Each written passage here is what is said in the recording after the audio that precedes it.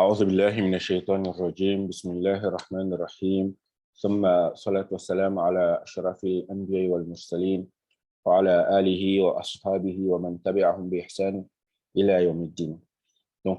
أحكام النون ساكنة والتنوين. Donc, les règles du nun sakin et du tanwin. Qu'est-ce que le nun sakin? Le nun sakin, c'est un nun dépourvu de haraka. Le nun sakin, c'est un nun dépourvu de haraka. Qu'est-ce que le haraka? Le haraka, c'est les signes qu'on a au-dessus des lettres, c'est-à-dire ce signe-là, ou ce signe-là encore, ou encore ce signe-là. Donc ça, c'est le fatha, c'est le kasra, c'est le dhamma. Donc c'est ces trois-là qu'on appelle al-haraka. Al-haraka en arabe, ça veut dire mouvement. On dit al-haraka parce que généralement, quand on met ces signes-là sur les lettres, la bouche fait des mouvements, en fait, la langue fait des mouvements. Donc al-haraka. Donc le nun sakina, c'est une lettre qui ne porte aucun haraka. Donc, il ne porte pas de fatha, il ne porte pas de kasra, il ne porte pas de dhamma. Et souvent, il est représenté par ce signe-là dans les Corans qu'on a, comme ça, ou souvent on peut le voir dans certains livres, un cercle. Mais dans les Corans qu'on a, qui sont des Corans de Médine généralement, il est représenté comme ça. Donc, le soukoun, c'est le contraire en fait du haraka. Et quand on dit qu'une lettre est sakina, c'est que cette lettre-là est stable. Alors que la haraka désigne en fait le mouvement, le soukoun désigne en fait l'état stable d'une chose. C'est pour ça qu'on dit soukoun. Donc, ici, on parle plus du nom sakin, mais ce n'est pas le nom qui peut être sakina seulement. On peut avoir un mime sakina. C'est qu'un mime ne va pas porter kasra, fatha, dhamma, alors il sera mime sakina. Un ta qui ne porte pas fatha, kasra, dhamma, ce ta-là sera aussi appelé ta ou sakina. Donc, c'est de savoir que ici, le nun sakina, c'est un nun qui est dépourvu de haraka. C'est un nun qui ne porte pas de fatha, qui ne porte pas de kasra, qui ne porte pas de dhamma. Une fois qu'on a compris ça, alors on verra maintenant qu'est-ce que at-tanwin. At-tanwin, dans la langue arabe, vient de nawwana. At-tanwin vient de nawwana.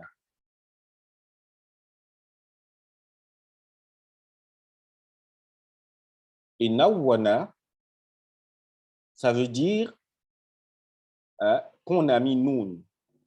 On a ajouté noun. En fait, qu'est-ce qui se passe? Le tanwin, en fait, c'est un signe qui apparaît qu'à la fin des noms. Chez les Arabes, ils ont trois catégories de mots. Ahsamul kalam salata, ismun wa fi'lun wa harfun ja'a li ma'na. Donc, les noms, les verbes et puis les particules. Maintenant, le tanwin, généralement, c'est un signe qu'on ajoute uniquement qu'à la fin d'un nom. Mais c'était pas, en fait, dans le ton, c'était pas tanwin qu'on mettait. Et en fait, généralement, ce tanwin-là, il désigne l'indéfini. Donc, quand je veux dire un stylo, je dirais kolamun. Quand je veux dire un livre, je dirais kitabun. Quand je veux dire peut-être un téléphone, je dirais hatifun. Donc, à l'origine, les Arabes, ils écrivaient comme cela. Ils écrivaient comme cela. Kola,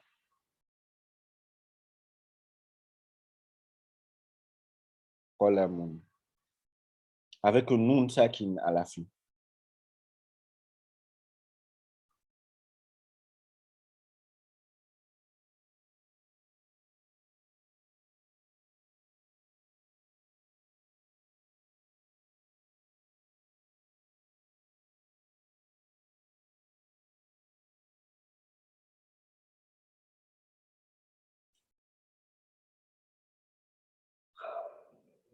Donc, au départ, ils écrivaient kolamun comme ça, pour dire un stylo.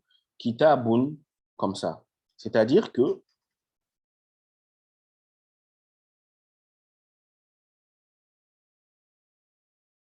j'écrivais comme cela.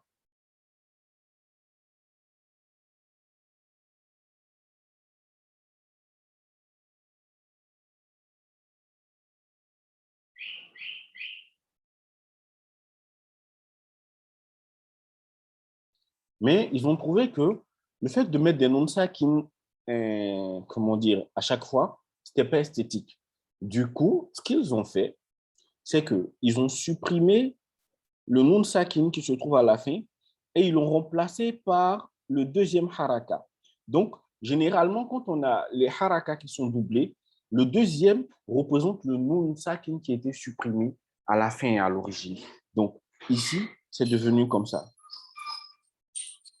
Donc, ce qui veut dire que quand j'ai tanwin de fatha, quand j'ai tanwin de kasra, quand j'ai tanwin de dhamma, alors le second représente le nun sakin qui a été effacé en fait. Donc, le deuxième haraka, enfin, le deuxième fatha représente le nun sakin qui a été supprimé.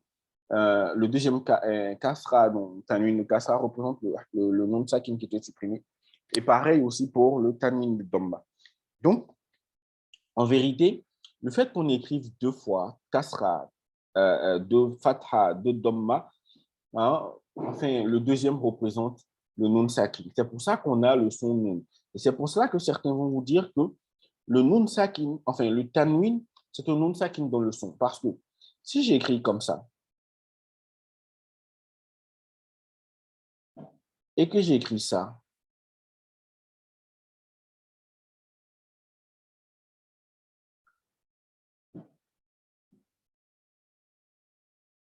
tant qu'on n'est pas, tant qu'on n'est pas, on n'est pas à l'écrit, on ne peut pas faire la différence parce que les deux, c'est un. Si c'est an, j'écris, ça sera an. Si c'est in que j'écris, ça sera in. Je veux dire que dans le son, je ne pourrais pas faire de différence. La seule chose qui va me permettre de faire de la différence, c'est quand je vais voir. Parce que maintenant, on ne met plus des noms de sakin à tout bout de champ, hein, à la fin des noms pour désigner l'indéfini. On met maintenant la double voyelle, enfin, la double haraka, le double fatha, double kasra, double dhamma. Donc, maintenant qu'on connaît ce qu'est nom sakin et tanwin, on va voir maintenant, Inch'Allah,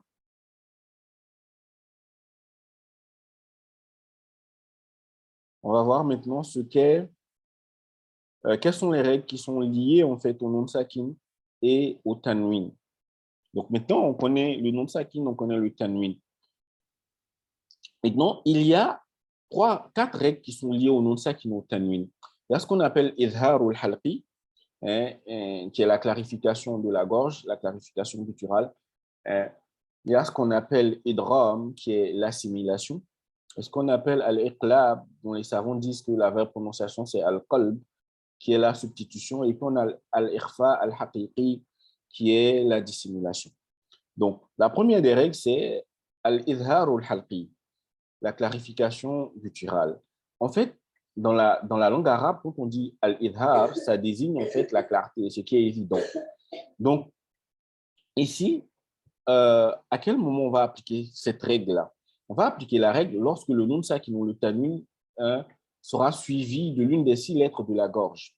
Donc, les 6 lettres de la gorge sont Hamza, et peu importe le support du Hamza, c'est-à-dire qu'on peut avoir un Hamza écrit comme ça, un Hamza qui a pour support Waw, un Hamza qui a pour support Ya, hein, peu importe le support du Hamza ou bien un Hamza qui a pour support Alif, alors tant qu'on a Hamza, alors ça sera pris en compte.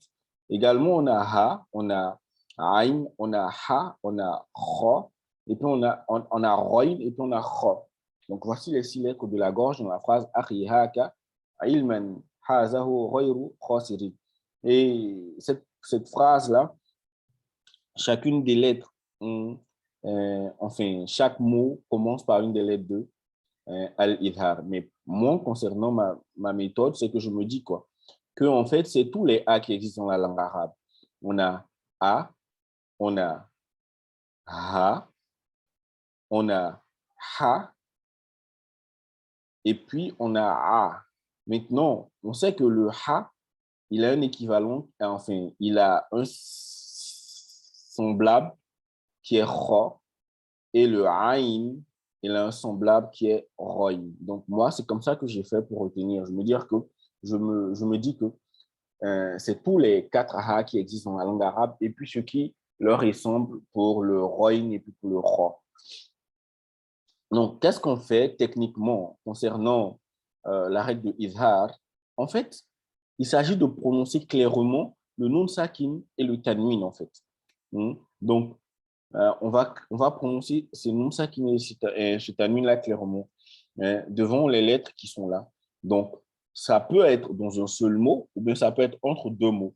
Et puis, on fera ce qu'on appelle un nasillement partiel, c'est-à-dire que on ne va pas exagérer dans le nasillement, c'est juste le temps de prononcer le nom de sakin qui va prendre en général une seconde. Donc, je dirais par exemple yan ouna ou bien al anhar an'amta yanhituna ou bien min hakimin min ilmin min hadin man amana ou bien qawlan ghayr hakimun alim jurufin har kullun amana. Donc ici, je prononce clairement le nun sakin et le tanwin. Voici les exemples qu'on a dans le Coran. Les exemples ici avec tanwin, la colonne de droite, c'est les exemples avec tanwin, la colonne de gauche, c'est les exemples avec nun sakin. Par exemple, là, on a Walam yakul lahu kufuwan ahad. Quelqu'un ne dira pas kufuwan ahad. Si fait ça, c'est pas correct. Ici, on n'azira pas comme on le fait ailleurs. On dira kufuwan ahad. C'est ce qu'on appelle la runna partielle. C'est juste le temps de prononcer le nom et puis paf, on continue. Ou bien wahum yanhauna anhu wa yanhauna anhu. Ou bien Wallahu alimun hakim. Ou bien Fasalli li rabbika wanhar. Ou bien encore Inna Allaha kana aliman khabira. Ou bien Wa amanahum min khawf. Ou bien إلا الذين آمنوا وعملوا الصالحات فلهم أجر غير ممنون أجر غير ممنون ou bien قل للذين فطركم أول مرة فسينغضون إليك رؤوسهم donc فسينغضون ou bien encore ولهم عذاب عظيم عذاب عظيم ou bien صراط الذين أنعمت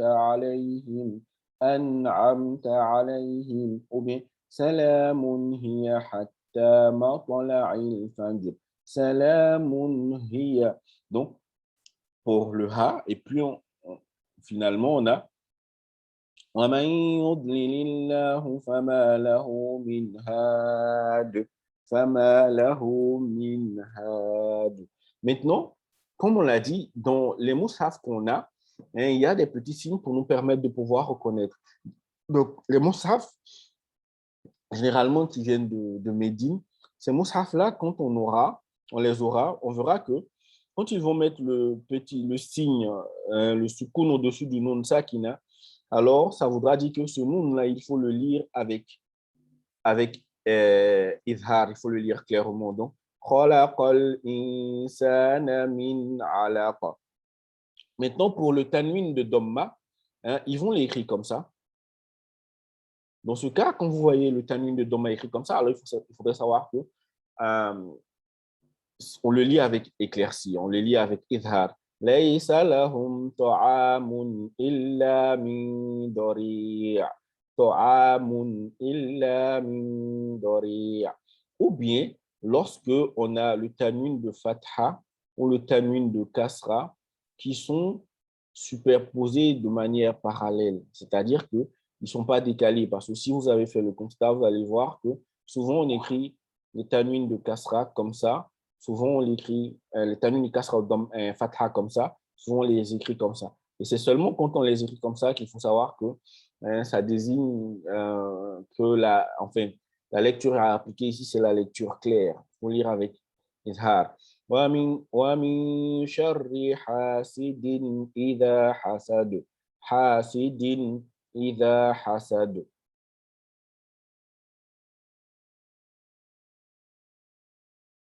Et puis, tasla naron hamiya, naron hamiya.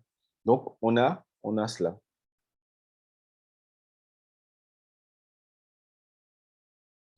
Maintenant, al-idgham. Dans la langue arabe, al-idgham signifie l'emboîtement, l'insertion. Hein? C'est le fait d'introduire quelque chose à l'intérieur d'une autre chose. Hein? Donc, on applique cette règle lorsque le nom sakin ou le tanwin est suivi des 6 lettres suivantes. Les 6 lettres de idgham sont ra, ma, ra, la, ma, nun, wa, ya, dans le mot yarmaloun. Donc, c'est la méthode pour, comment dire, enfin, la phrase yarmaloun, pour retenir, en fait, les lettres de idgham, yarmaloun. Maintenant, techniquement, la règle de idgham consiste à faire emboîter la lettre du nun sakin ou du tanwin avec l'une des 6 lettres vocalisées, c'est-à-dire qui porte fatha, kasra, dhamma, ce qu'on appelle mutaharrika, de sorte à ne former qu'une seule lettre redoublée qui va porter shadda. En fait, la lettre redoublée porte shadda. Donc, on a, avant de dire ça, qu'on a 2 types de idgham, en fait, ce qu'il faut comprendre dans ça, concernant la règle de idgham, c'est que si j'ai, disons, min, ma,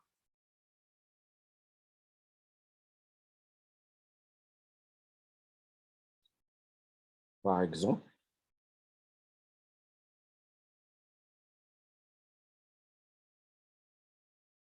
quand j'écris ça, en fait, ce que je fais réellement, enfin, c'est-à-dire que celui-là, c'est comme si il disparaissait et puis on avait la lettre qui suit qui se dédoublait.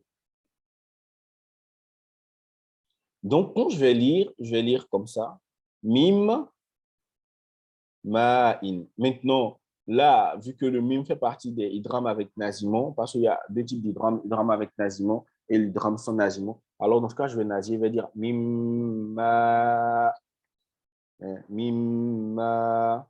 Par contre, si j'ai, avec un autre exemple, si j'ai ça,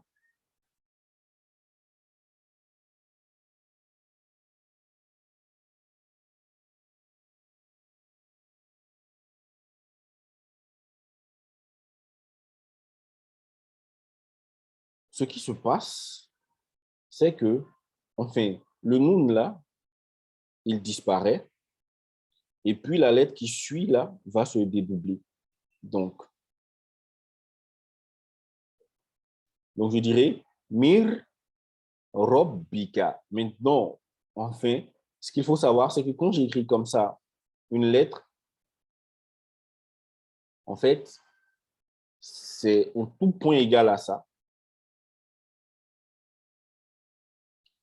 Si j'écris le mime là, il sera en tout point égal à ça. En fait, le shadda dit que la lettre est doublée. Donc, maintenant, quand le nun disparaît, soit il disparaît totalement, hein, c'est-à-dire qu'on ne le prononcera plus, et puis sa caractéristique principale qui est le nasiment aussi, on va pas la faire. Dans ce cas, on aura ça, par exemple, dans Merobbika ou bien Milladunka, dans ces cas-là. Maintenant, souvent, il disparaît, mais il disparaît pas totalement. C'est-à-dire qu'on ne le prononce pas. Par contre, sa caractéristique, hein, parce que le nasiment est une caractéristique qui est propre au nun et puis au mime. Donc, il disparaît, mais sa caractéristique qui est le nasiment reste. Dans ce cas-là, on aura idgham avec nasiment. Donc, c'est comme ça qu'il faut comprendre un peu comment on opère en fait l'idgham dans la pratique, en fait, dans la lecture. Revenons maintenant.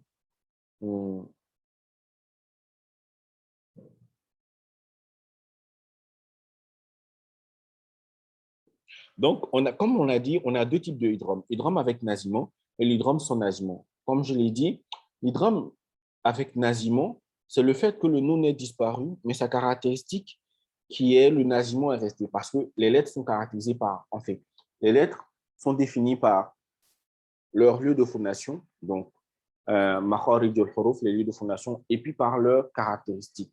Donc, une lettre, par exemple, le noun, pour la prononcer, il faudrait que la langue pas touche le palais, mais également, sa caractéristique, c'est qu'il y a le nasiment. Donc, l'idgham avec nasiment, c'est un idgham qui est, on va dire, c'est comme si comme on a dit, l'idgham, c'est comme si on mettait le noun dans la lettre qui suit, de sorte à ce que cette lettre-là soit dédoublée, en fait.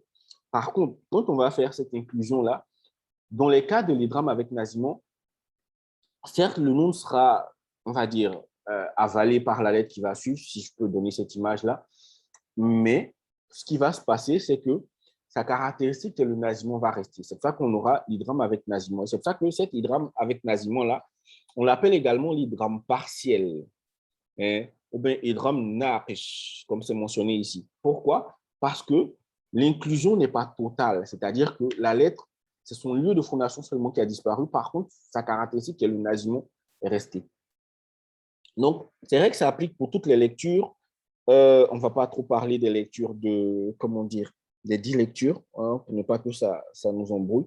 Maintenant, voici les lettres avec lesquelles on fait l'idgham partiel, ou bien l'idgham avec nasiment, ou bien l'idgham naqis. Tout ça, c'est des synonymes.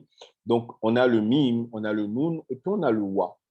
On a le mim, on a le noun, le wa et le ya. Donc, avec ces 4 lettres-là, on aura toujours des idghams qui seront des idghams naqis, des idghams partiels, des idghams avec nasiment. C'est-à-dire que le noun va disparaître à l'intérieur de la lettre qui va la suivre, elle va se dédoubler.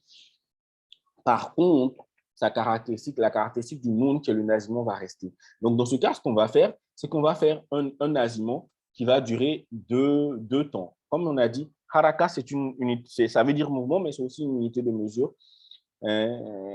Ici, qu'on a traduit par 2 temps. Donc, c'est équivalent à peu près à 2 secondes. Donc, on a, par exemple, les exemples qui sont là. Amilatun nasiba. Amilatun nasiba. Wa ma bikum min ni'ma. Wa ma bikum min ni'ma. En fait, ce qui se passe ici, ce qu'on fait, c'est que, comme je l'ai dit, pour le tanwin, là, on enlève le nom qu'il y a dans le tanwin, et puis la lettre qui suit se dédouble. C'est pour ça qu'ils ont mis un shadda. Donc, et là, maintenant, on va dire amilatu, et puis maintenant, comme la lettre qui suit se dédouble là, alors il faut qu'on fasse la liaison amilatun nasiba, et on va faire le nasiment de 2 secondes. Amilatun nasiba, ou bien وما بكم من نعمة ou bien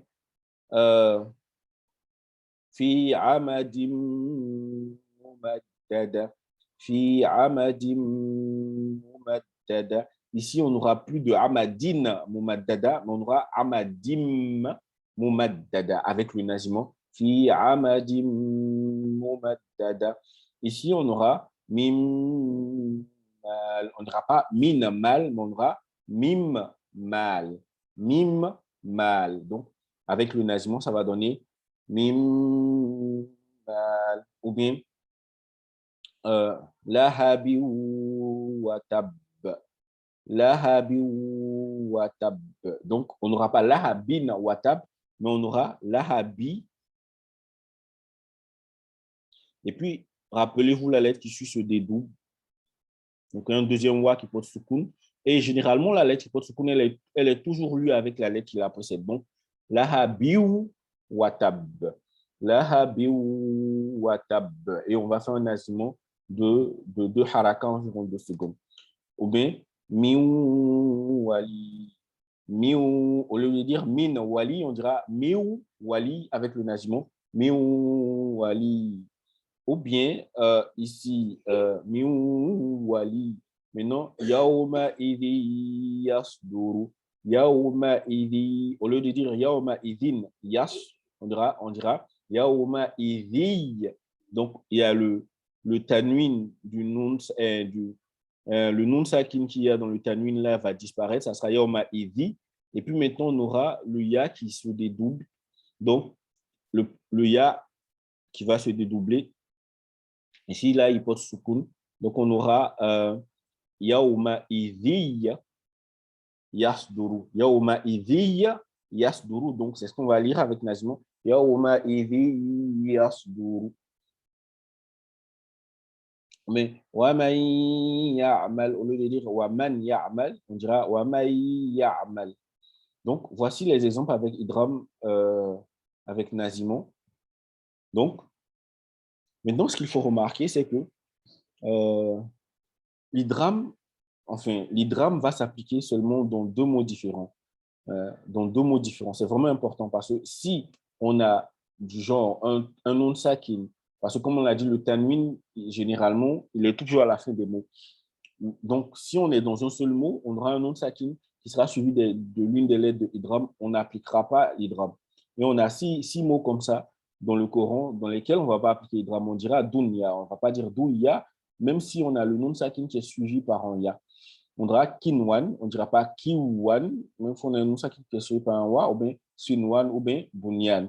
Donc, quand on est dans un seul mot, dans le mot, alors il n'y a pas d'idgham qui sera fait. Maintenant, l'idgham total, l'idgham sans nazimon, l'idgham qui est kamil, tout ça, c'est comment dire cela, c'est des synonymes. C'est lorsque le lam ou bien le ro viennent après un nom de sakin ou bien un tanwin. Dans ce cas-là, comme on a dit, l'inclusion sera totale, c'est-à-dire que le nom de sakin va disparaître et son lieu de phonation et sa caractéristique qui est le nazimon. Dans ce cas, on aura les exemples suivants. On dira فهو في عيشة راضية. Donc, عيشتي, عيشتير راضية. Donc, on ne dira pas عيشتين راضية, on dira عيشتير راضية. C'est-à-dire que le ro se dédouble, le nun qui a dans le tanwin là disparaît, donc ça sera عيشتير راضية et on dit عيشتير راضية, son azimon. Ici, ça sera min. Au lieu de dire min robbi bihim, on dira mir robbihim, mir robbihi. Ou bien sa'irol lisharibin. Au lieu de dire sa'iron lisharibin, on dira sa'irol. Donc le nun là, hein, il disparaît, le lam se dédouble, enfin un nun. Enfin, c'est un peu comme si on disait que le nun sakin devenait un mim, un lam sakin, un lam qui pose soukoun. Donc, on va lire maintenant ça irol lisharibin. Ça irol lisharibin. Ou bien, walam yakul lahu. On ne dira pas yakun lahu, on dira yakul lahu. Walam yakul lahu kufuwan ahad. Après cela, on a la règle de substitution, al-iqlab. Comme on l'a dit, al-iqlab, dont les savants du Tajwid disent que le vrai nom de la règle, c'est al-qalb. Al-qalb. Et al-qalb, en arabe, ça désigne aussi le cœur. Et les Arabes disent qu'ils ont appelé le cœur al-qalb parce qu'il change.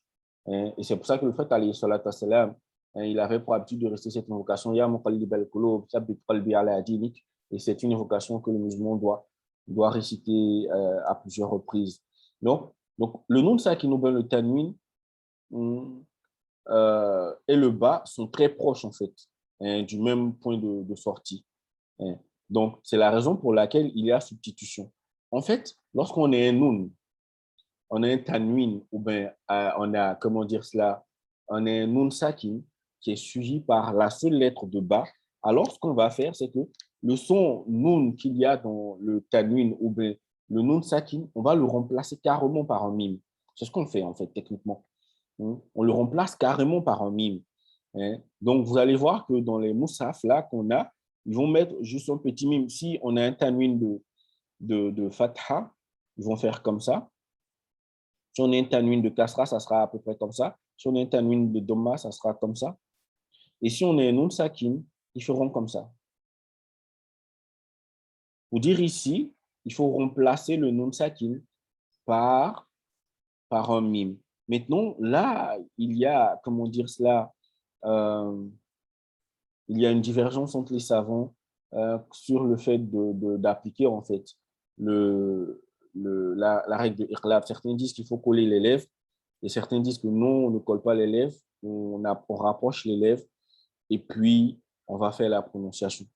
Donc, l'avis le plus répandu, c'est ceux qui disent que, comment dire, on ne colle pas les lèvres totalement, on les rapproche et puis on applique la règle. Donc, dans ce cas, on dira كلا لئن لم ينته لنسفعا بالناصية. Mais souvent, ça peut être difficile pour un débutant de comprendre, hein. Donc, généralement, dans les débuts, moi, je conseille aux gens de coller les lèvres. Et puis, quand ils vont peut-être mieux assimiler la règle de Iqlab et qu'ils vont voir la règle les règles de Mimsa, qui nous pourront comprendre, en fait, pourquoi ceux qui disent qu'on ne colle pas les lèvres ne le font pas, en fait. Voilà. Mais pour l'instant, nous, on va lire en collant les lèvres parce que c'est ce qui est beaucoup plus acceptable avec le niveau de connaissance qu'on a. كلا لئن لم ينته لنسفعا بالناصية, avec un nasillement qui va durer à peu près 2 secondes aussi. لنسفعا بالناصية, ou bien كلا لينبذن في الحطمة, ou bien وأنت حل بهذا البلد وأنت حل بهذا البلد. Donc, dans la lecture Hafs, la lecture qu'on apprend là, on voit que, comment dire cela, la basmala est considérée comme étant, un verset. Il y a cette divergence-là qui est connue. Donc, ce qui se passe, c'est que on pourra lier le dernier verset d'une sourate à la basmala, et puis maintenant appliquer la règle. Si toutefois le dernier verset là se termine par un tanwin ou par un nun sakin, on pourra faire cela, par exemple.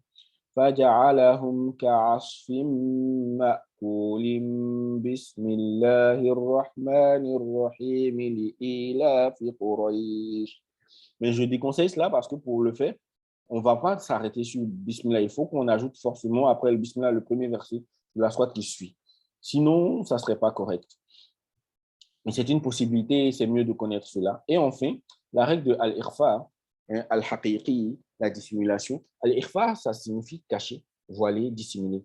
Donc, en fait, la règle de Idhar, enfin, la règle de Ikhfa consiste à trouver le juste milieu entre Al-Idhar et puis Al-Idram. Pourquoi? Parce que dans Al-Idhar, on prononce le nom sakin clairement. Dans Al-Idram, on le supprime en fait. Al-Ikhfa, on ne le prononce pas clairement, mais on ne le supprime pas totalement aussi pour autant. Donc, les autres lettres restantes de l'alphabet arabe, là, c'est avec elles qu'on va appliquer la règle de Ikhfa. Donc, ils ont trouvé une phrase avec laquelle tous les mots commencent par les lettres de Izhar. Mais comme je l'ai dit, moi, je n'ai pas appris ça par cœur. Donc, le mieux, c'est de connaître parfaitement toutes les règles de Izhar, de Idram, de Qalb. Tant qu'on n'a pas l'une de ces règles-là, c'est forcément Ikhfa. C'est comme ça que moi, j'ai retenu. Maintenant, ce qui se passe, qu'est-ce qu'on fait? C'est-à-dire que, comme je l'ai dit, ça se situe entre Al-Idhar, la clarification, et puis Al-Idram, l'assimilation, l'inclusion. Donc, c'est comme ça qu'on va faire. Maintenant, voici les exemples qu'on a. On aura les exemples, on va lire les exemples.